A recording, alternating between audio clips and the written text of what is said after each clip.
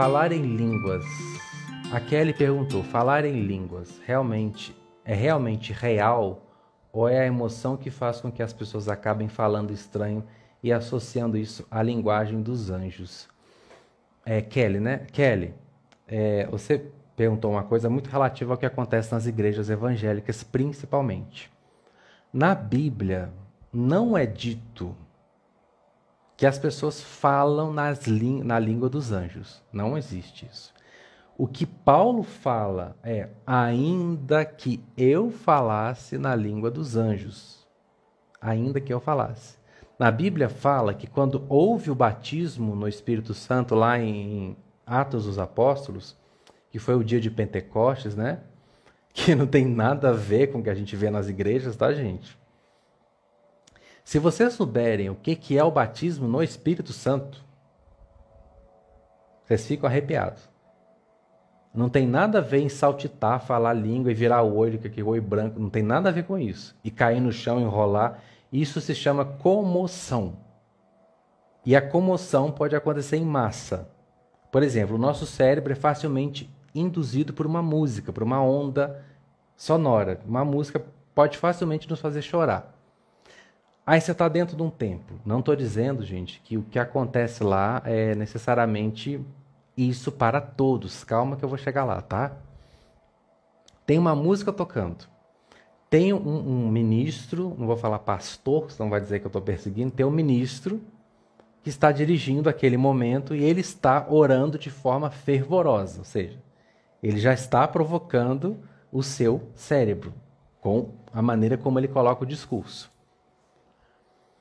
Isso já vai mexendo com o seu cérebro. A música está tocando, o ministro está falando. Aí as pessoas começam a sentir aquela energia, a se emocionar.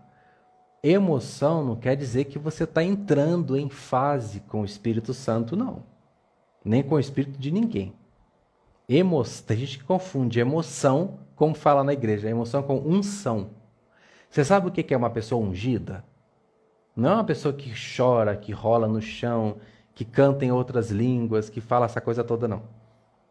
Uma pessoa ungida é a que tem o caráter de Cristo. É isso. Uma pessoa ungida é aquela que vive Cristo. Quando está dentro da igreja, quando está na live e quando está fora dela. Quando eu represento com o meu viver Cristo, o caráter de Cristo, e as obras de Cristo, é que eu posso dizer que sou ungido. Ficar falando em língua e profecia, ou eu vir aqui, eu estava até conversando sobre isso com a Márcia hoje. Gente, raramente eu uso a minha mediunidade nas lives. Raramente, no sentido assim, de ficar olhando o campo das pessoas. O Caio sabe, por exemplo, que eu tenho esse dom da vidência. E é muito fácil ver. Eu vejo o campo áurico dele muito fácil, da Márcia. Eu consigo ver. Eu tenho momentos em que eu expando, eu vejo coisa do futuro, assim, da predestinação. De acordo com a vibração deles no momento, eu vejo, olha, vai acontecer isso com você. Olha, não sei o quê. Eu começo a falar para mim, eu falo para ele, eu falo para a Márcia, eu falo para meus familiares, para alguém assim, que eu estou orientando, assim, pelo WhatsApp, estou conversando, estou vendo isso aqui, é para falar. Eu não trago isso para cá, é muito difícil. Porque, primeiro, há uma confusão enorme. Quando as pessoas vêm com poderes mediúnicos, a gente já associar essa pessoa é incrível, essa pessoa... Gente, os espíritos negativos sabem fazer tudo isso, tá? Os espíritos negativos têm evidência, o espírito negativo tem grande conhecimento, os espíritos negativos têm potenciais tecnologias que são perfeitamente capazes de fazer isso. Então isso não categoriza um espírito da luz ou alguém que foi batizado no Espírito Santo, não. Isso é pode ser uma comoção em massa, tá? A música tocou, estou me emocionando, estou chorando, tem gente falando em língua lá, tem gente falando em língua aqui. O cérebro, ele tem um negócio que é espelhagem. Ele começa a ver todo mundo fazendo aquilo, então ele pensa, eu tenho que fazer também. E algumas pessoas fazem mesmo.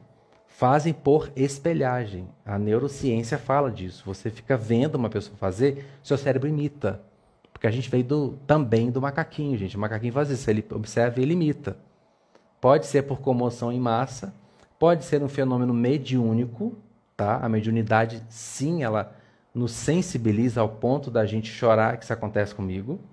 Quando eu estou perto do mozão, quando ele vem falar comigo, ou a mestra Palas Atena, eu choro, choro, choro. E tem dia que ele fala assim,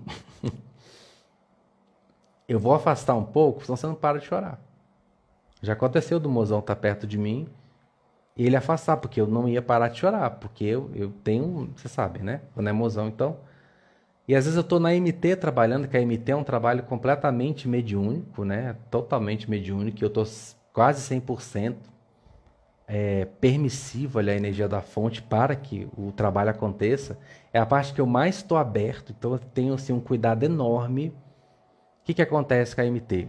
Quando eu vou fazer MT, existe uma egrégora, eles ficam à minha volta, para mim, porque eu estou totalmente exposto.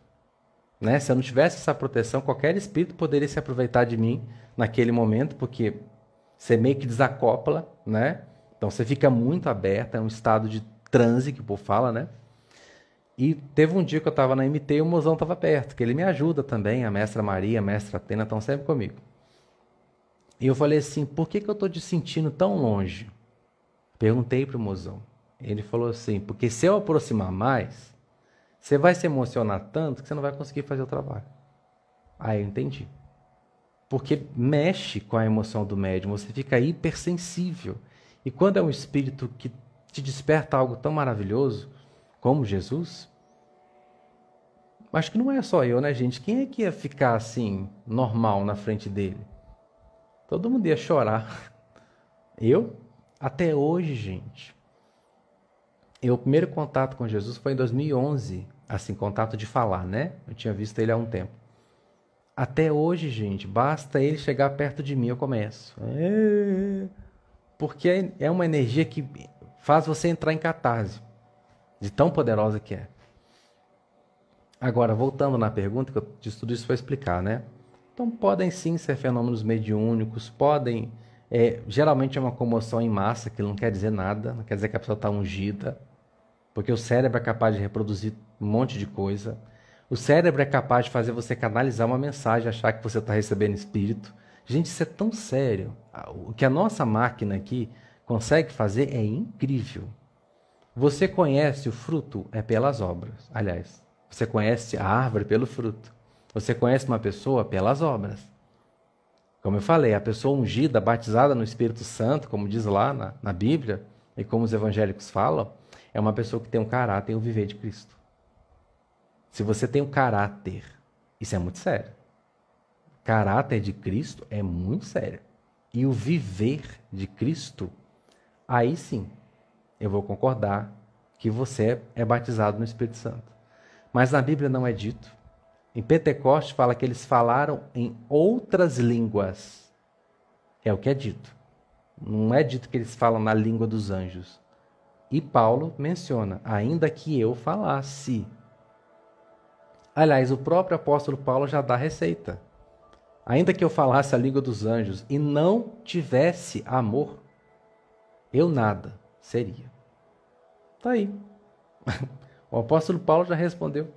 Do que adianta fazer o escarcéu todo? Se eu não souber amar, do que vale? Não vale nada. A Raquel... A Érica perguntou um negócio aqui rapidinho, gente. Eu tô furando a fila, porque ela tá falando do tema. E quando o pastor fala que tem revelação, é mediunidade? Pode ser. Pode ser sim, Raquel. Ó, por que eu tô falando Raquel? Érica. Pode ser sim. Existem muitos pastores médiums. Então, por exemplo, quando você está num momento como esse que eu tô aqui, se eu tivesse com o meu campo aberto, no sentido para esse tipo de coisa, porque eu também tenho vidência, eu ia estar assim... Por que eu não estou vendo? Porque eu estou falando com vocês, eu estou ensinando, eu estou focado nisso. Agora, se eu abrir a vidência e começar a olhar aqui para os nominhos, eu vou começar a ver. Porque eu estou hipersensível por estar na postura de ministrar. Eu estou na minha hipersensibilidade. Aqui eu sou capaz de ver. Não vejo, porque não é esse o intuito. A menos que eu estivesse fazendo um trabalho com bicho.